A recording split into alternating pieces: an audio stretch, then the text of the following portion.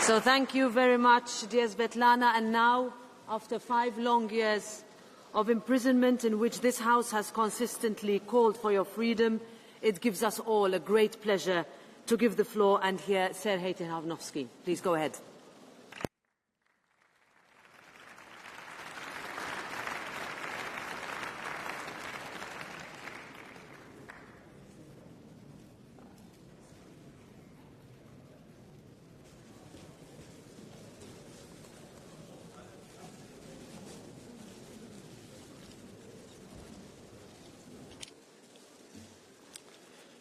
Ladies, gentlemen, and respected guests, I'm not a professional diplomat.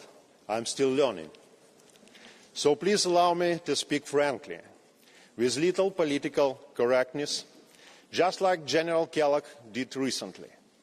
This is what he said, commenting his recent trips to Belarus. Quote, "We were establishing the lines of communication with Putin. We weren't going in there initially to get political prisoners out." Unquote. It is a smart tactic on behalf of American administration. I get it. Sometimes you need to talk to Mussolini before you talk to Hitler. The stakes are high. Americans are ready to pay for the services of a middleman. The middleman gets what he wants, but he gives out hostages in return. At one point of these talks, a few months ago, Lukashenko promised to release one big-name prisoner. That was my big lucky moment. At the time, my name was the most well-known in the West due to my wife's efforts. Lukashenko was trying hard to impress President Trump. That's why I got out. I managed to survive 5 years of solitary confinement in the hell of the Belarusian Gulag. Some of those I met there were not as lucky. We've been losing the best of our people. As for me, I know I would never have survived 20 years of my full sentence under those same conditions. The fate of Alexei Navalny was very much in store for me.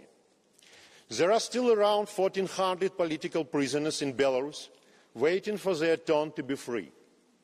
And the number is growing by the day. We must get them all out. This issue has become my priority. But what about the country of Belarus? Is it a lost cause? During my time in prison, the dictator kept me completely isolated. No letters, no visits, no contact with the outside world. The only news I received was from state propaganda on the radio. It has been 4 months since my release, and I'm quickly catching up with the world.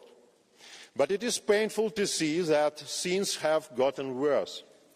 The business of changing regime in Belarus that I started with another leaders 5 years ago remains unfinished.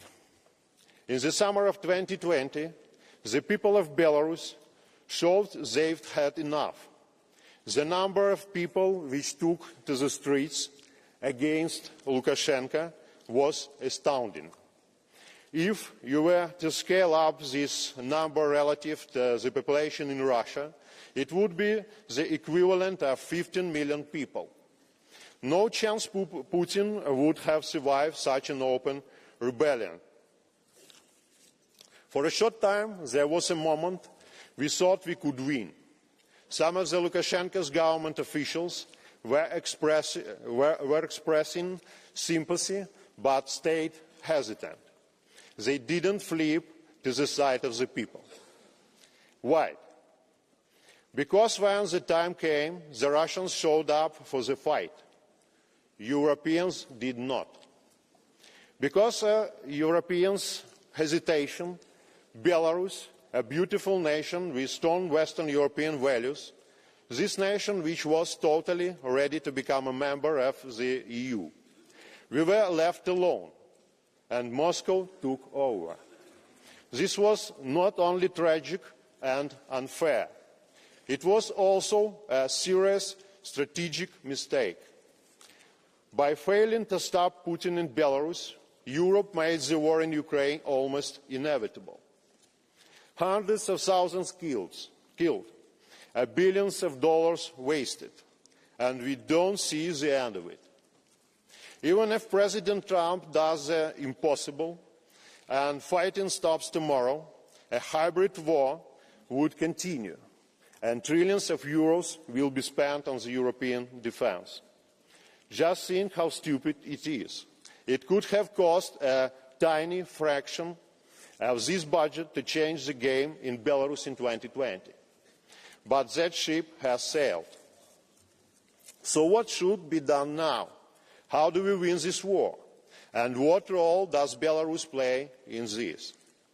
In this complex, potentially a very long hybrid war, victory will come only to those who take the initiative. My message is simple. Europe not only needs to become an active player, Europe needs to become an active player in Belarus. Lukashenko is a cunning survivor, but he is not immortal. The transfer of power in Belarus is imminent. Here is the reality. Since 2020, the people of Belarus have not accepted the dictator. They did not love him back. They did not revolt because they are simply being wise, careful and realistic. They understand that without any real allies, we are fighting a losing battle. Of course, Belarusians would love to join NATO, but after what happened in Ukraine, Belarusians will never believe we will ever be accepted. We are not that naive. So how we do solve this problem? What's the formula? The answer can be found in Europe's own history. Think about Finland. Think about the Finland before it joined NATO. Finland learned how to live next to a difficult neighbor and still build a successful, independent country without going to war. It was a careful balance, a smart strategy.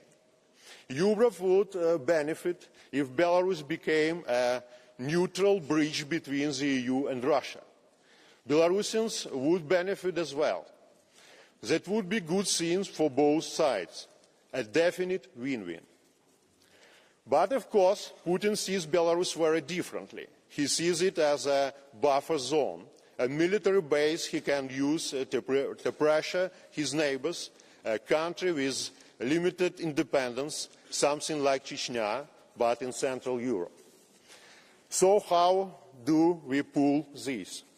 There is only one solution. We need a third player in this political game. For many decades, the United States has saved you hundreds of billions of dollars each year, holding the security umbrella, while Europeans were busy building social welfare state.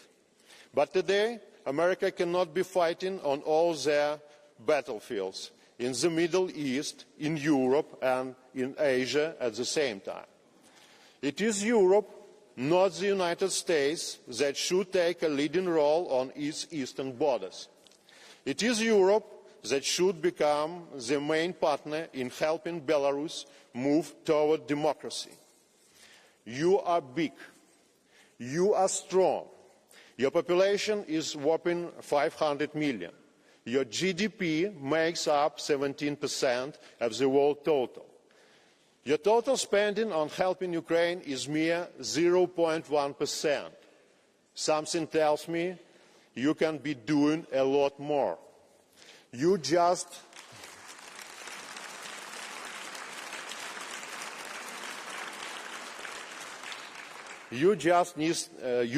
need confidence. You just need leadership. You just need to get serious. We, the Belarusian democratic movement, have a plan to become the next Finland of Eastern Europe. You have the tools, resources, and the strength to make it real. It's your call now, Europe. Don't let us down, not like the last time. Живе Belarus! Thank you very much.